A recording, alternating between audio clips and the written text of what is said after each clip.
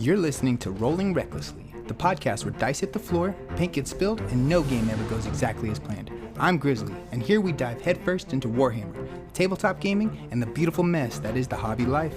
From epic crits to absolute disasters, we'll cover it all. So grab your minis, roll with me, and let's get reckless.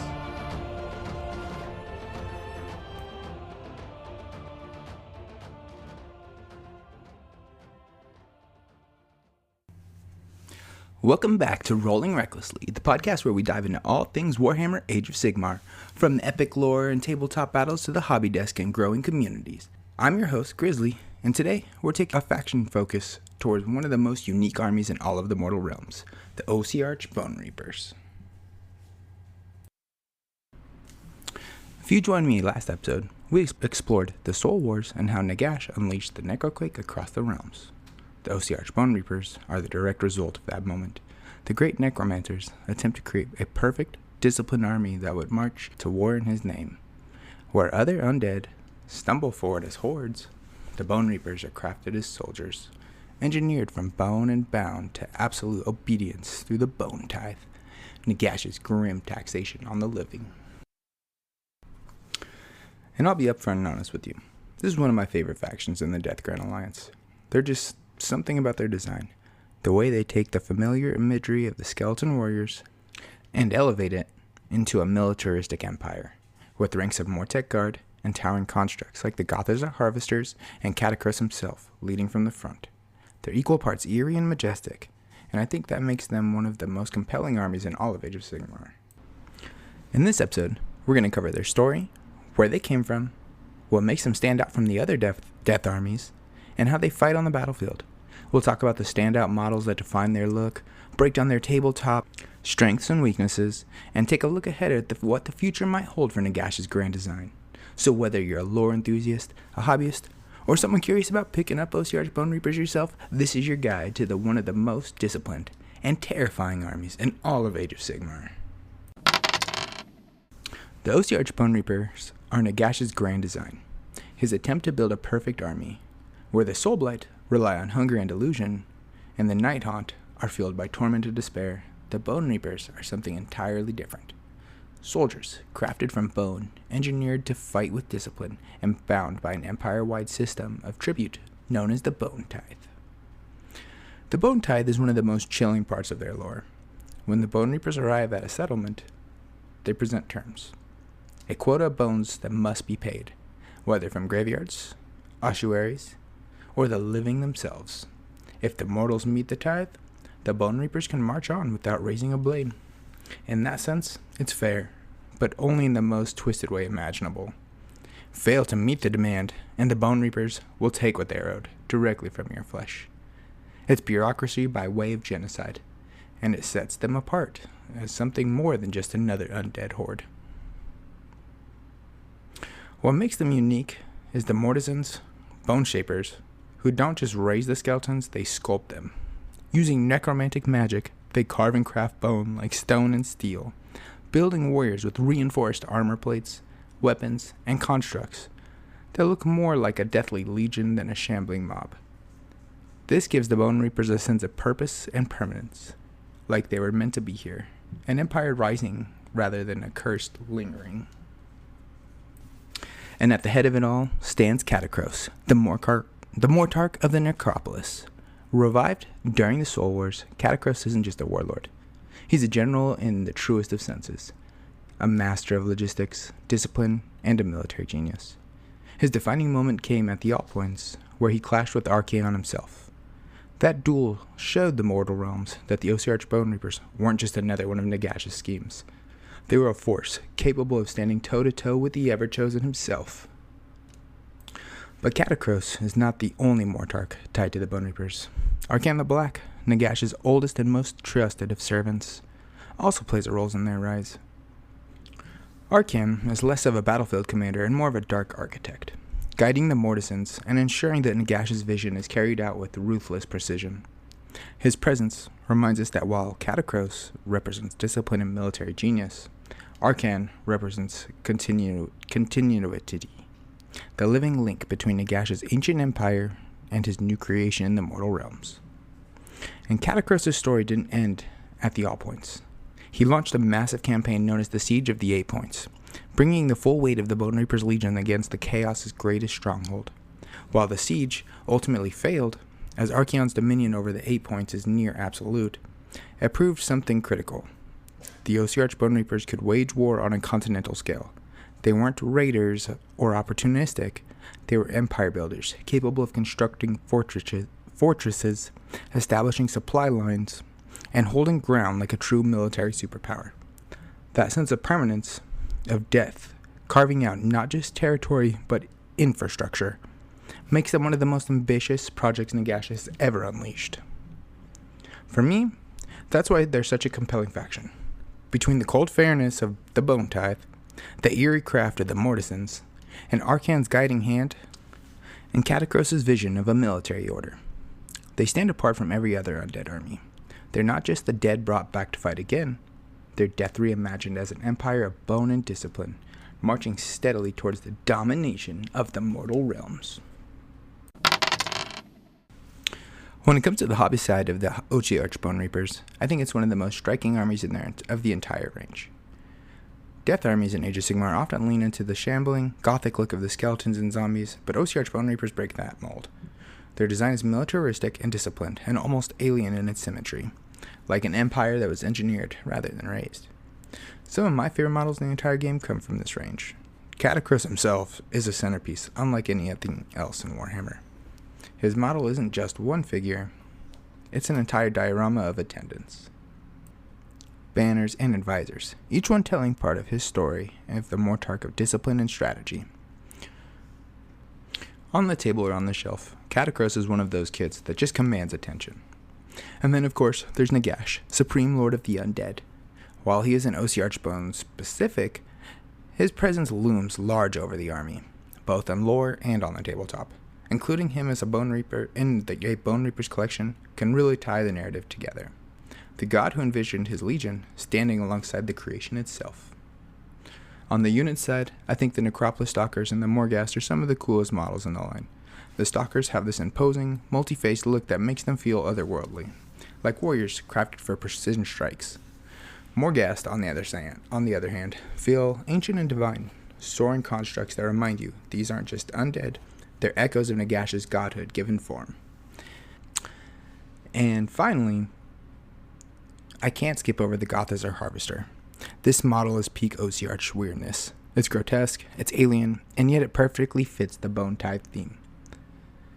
A machine that gathers up bones mid-battle and recycles them into fresh warriors.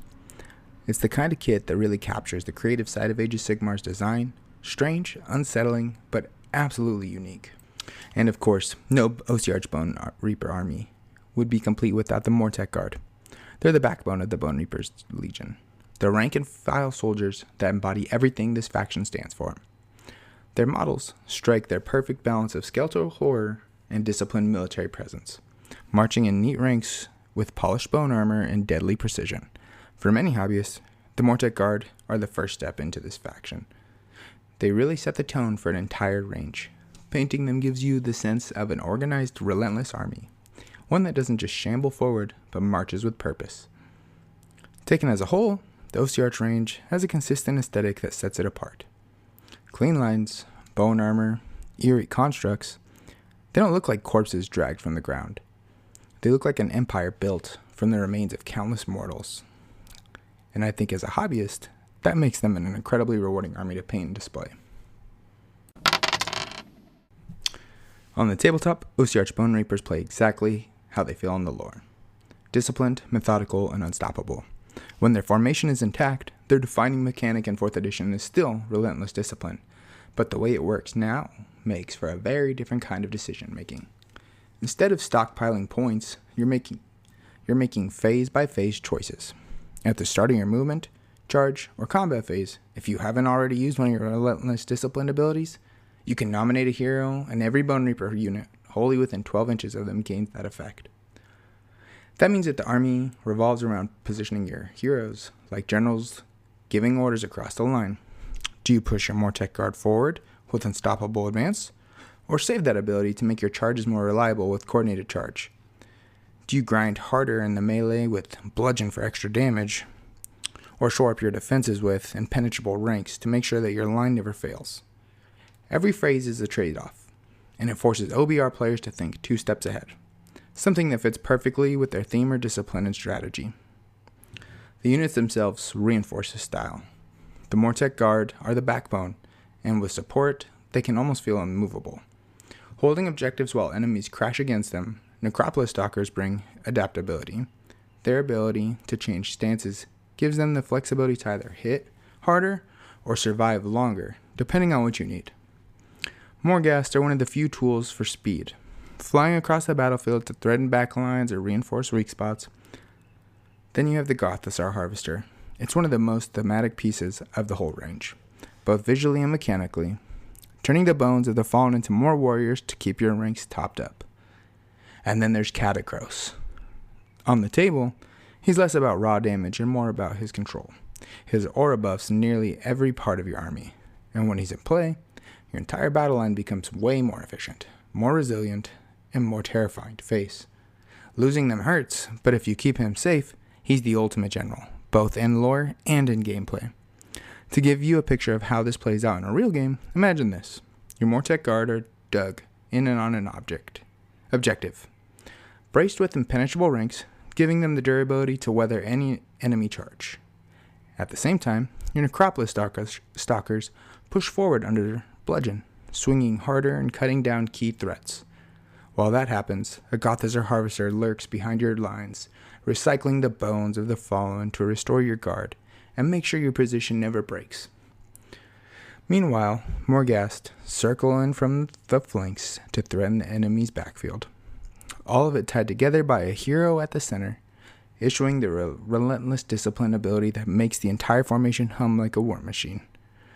That's Ossiarch Bonereapers in action. A patient, grinding style that feels inevitable once the gears get going. Playing Ossiarch Bonereapers often feels like slowly turning a crank on a machine. Your opponent might outpace you in the early turns, but once your formation locks into place, it becomes harder and harder for them to break you. Every RD choice reinforces that sense of inevitability. Push here, defend there, grind forward. The army rewards patience, clean positioning, and a willingness to play the long game. The downside is clear too. If your heroes get sniped, and your forces spread out too far, the whole engine starts to sputter.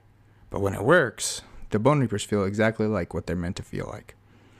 A deathless empire, marching forward without pause. So, what's next for the Ossiarch Bonereapers? In their lore, their future closely feels tied to Nagash. After the events of the Broken Realms and the Soul Wars, Nagash has been wounded, diminished, and driven back into hiding. Without their god at the forefront, it raises the question, what happens to the empire he built?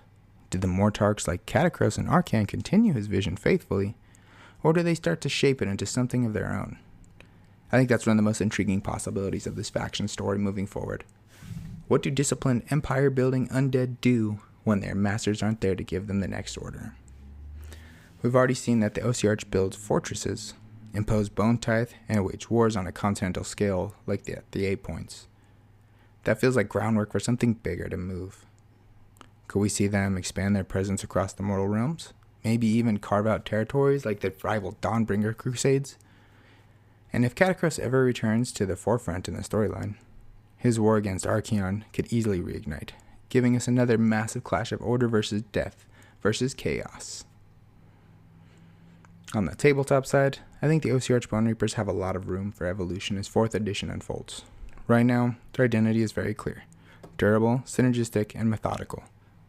But I wouldn't be surprised if future updates expand their immortals angle, giving us new constructs or bone-forged units that push the faction even further into unique spaces between necromancy and military engineering. And of course, a new centerpiece kit, something on the scale of Catacross, or even a new Mortarch, would fit perfectly into their aesthetic and make a lot of hobbyists very happy. For me, what makes the Ossiarch Bonereapers so exciting is they aren't just an army, they're an empire in the waiting. Whether Nagash rises again in full strength, or as Mortarchs begin to write their own destinies, I think we're going to see the Bonereapers remain a major part of the mortal realms moving forward. Their story isn't finished, and in many ways, it only feels like it's just begun. And that's going to wrap things up for today's episode of Rolling Recklessly. We've walked through the lore of the Ossiarch Bonereapers, talked about their unique place in the Death's Grand Alliance, highlighted some of the coolest models on the range, and broken down how they fight on the tabletop. For me, they'll always stand out as one of the most compelling armies in all of Age of Sigmar. Disciplined, terrifying, and absolutely unique in a way that they bring the bone tithe to life. Before I sign off, I want to take a moment and thank everyone who's been listening and subscribing. The show's grown so quickly in such a short amount of time that that's only because of your support. Whether you're tuning in on Spotify, YouTube, or Instagram, every download, comment, and message helps keep this podcast going, and I can't thank you enough for being part of it. Now, I'd love to hear from you. What do you think about the Ossiarch Bonereapers? Have you played against them? Do you collect them? Do you think Catacross is the best of the Mortards? Or is your loyalty with somebody else? Share your thoughts with me on Instagram at rolling_recklessly_podcast, or hop into the community Discord. The Discord is starting to grow at a place where we can share lists, hobby updates, or just hang out as a community of Age of Sigmar fans. And I'd love to see you there. Next episode, we'll be shifting gears. So make sure you're subscribed on Spotify and YouTube so don't miss it. And if you've been enjoying the show, leave a rating and a review. It's one of the best ways you can help the podcast grow and reach more players out there in the mortal realms. Until next time, may your crits be high, your paint never dry, and your rolls ever reckless.